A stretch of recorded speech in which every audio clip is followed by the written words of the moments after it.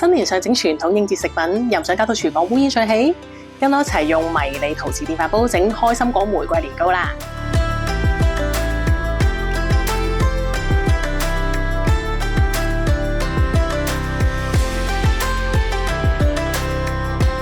將水混合冰糖煮溶，將開心果碎放入 Rexonic 無線食物處理器攪拌20秒，加入冰糖水、開心果燕麥奶同埋椰汁一齊攪拌20秒，加入馬蹄粉、木薯粉同埋糯米粉，再攪拌多20秒。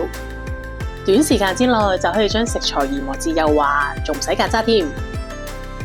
將粉漿倒入 Rexonic 迷你陶瓷電飯煲，使用糙米模式，烹煮35至40分鐘。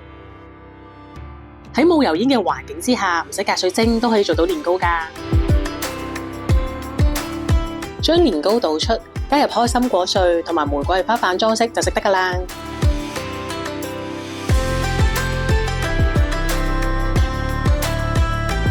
係咪冇諗過喺屋企都可以做到開心果玫瑰年糕呢？